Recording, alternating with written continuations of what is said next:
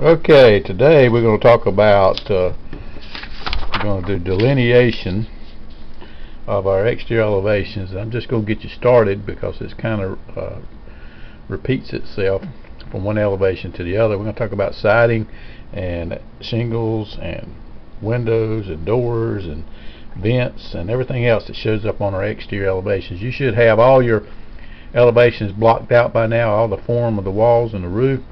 And now we get to put the pretty stuff in there. So let's see what we can do about that. You'll need a pencil and a triangle and of course your scale, and we'll just keep going from there. Fairly simple. This is where you kind of put a little bit of artwork into your the things that you do. And what we want to start with is you need to go ahead where your windows are, and you've drawn the basic rectangle of the window, but you need to go ahead and add some trim to that window. This on the handout is probably a little skinnier than I like. Let's go ahead and make about a 4-inch trim all around that window and block that out. And you can go ahead also and kind of block out a rectangle for these that you see, these shutters that we have here, and you can basically go about some people like to do them exact so that they look real, and they're half of the window, which would be about 1'6" wide and the exact same height as the window, and usually sometimes there's the trim too. So go ahead and block those out on each side of the window where you want shutters, and we don't show them on the sides or the back, but if you want them there, that's fine and dandy. But I want to talk a little bit about the siding that we are going to put on, and you'll notice that the siding that we are, you see here, this is a wood siding, or basically a cementous board that we're using here, and we're going to use a 6-inch exposure. That's how much of the board is actually exposed to view. It actually laps itself and forms a watertight seal by doing that. But what you want to do is you want to start about an inch or two below your floor line, so that the siding covers the crack between the slab and the bottom of your stud. So drop down about 2 inches, and then you want to start drawing your siding up at 6-inch intervals going up, and then that last piece may actually be part of a piece of a siding. So but you start at the bottom and work your way up to get this siding. So just measure up. You want to draw light, crisp lines here, but not too light that they don't show up when you reproduce. But you don't want fat, fuzzy lines. You want thin, crisp, kind of a medium weight line.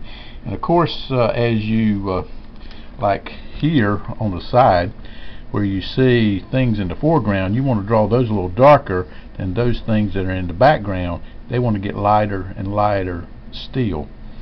So draw your siding in on the elevations that you're working on, and get those going like you want to, and draw as many on as you can.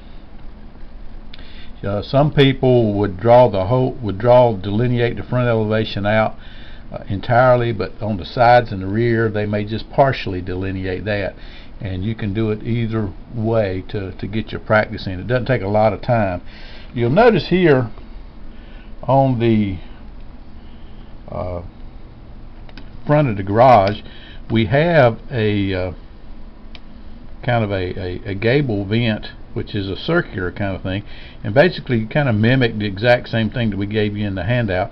And then you want to draw little louvers in that circle. I think you've already drawn your circle, and those louvers would be about probably about 2 inches high a piece, and fill that up. And these little pieces of trim are just pieces of trim, and you can kind of proportion that ever how you like that. And then cedar shakes, that's I'm going to show you how to do that in a handout, I mean actually on a separate sheet of paper here in just a second. I'm going to show you how to do cedar shakes. I'm going to show you how to do shingles up here so they don't look so blah and plain, and you can do that. Now where you have concrete block below the siding to the ground, we're going to basically just stipple that in with your pencil. So you can kind of stipple that in. We'll kind of have a porridged effect on our foundation plan. Of course, if you had brick, you could draw in brick, but our wall section shows concrete block, so that's what we're gonna do also. Just note also here on the side elevation that you've got a gable vent, which is a triangle. Now if you prefer that circle vent on your end, you feel free to draw that, but you can put that gable vent, that triangular vent, and it's fairly simple to draw. Basically drop down from the bottom side of that trim, not the very ridge, but where the trim intersects at the bottom.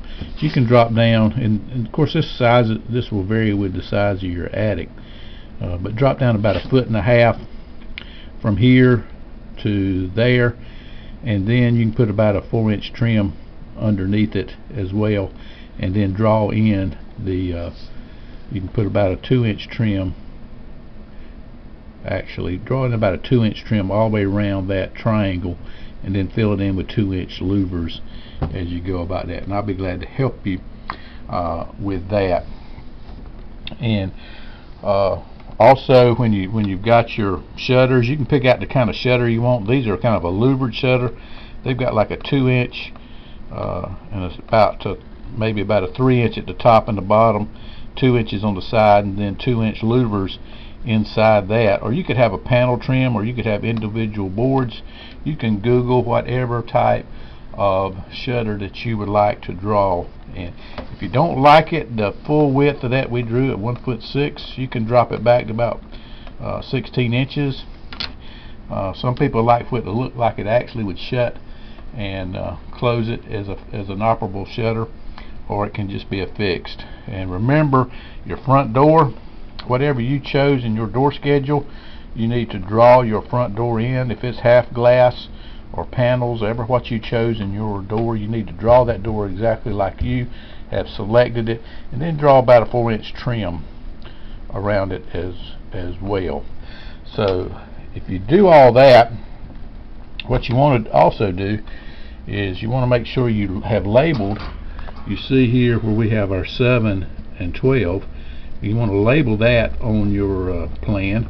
And of course, before you're done, you're going to label things like architectural shingles as selected, or siding as selected, or you could even say these are cedar shakes.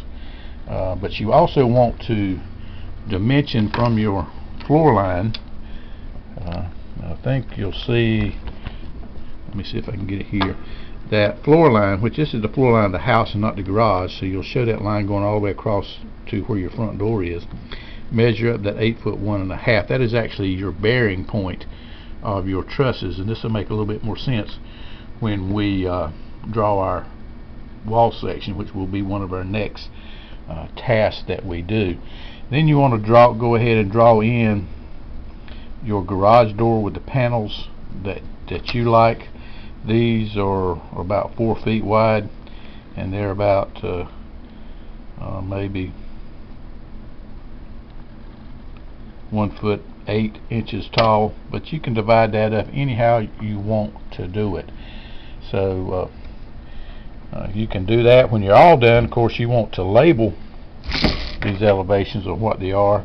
You don't worry about that serenity. You can just say front elevation and a scale and whatever sheet number, and I'll explain this to you in class how this works. That's your sheet number, and that's the detail number on the sheet that you have here. So that's sheet number and detail number. It would be 1A whatever and 2A whatever your sheet titles go.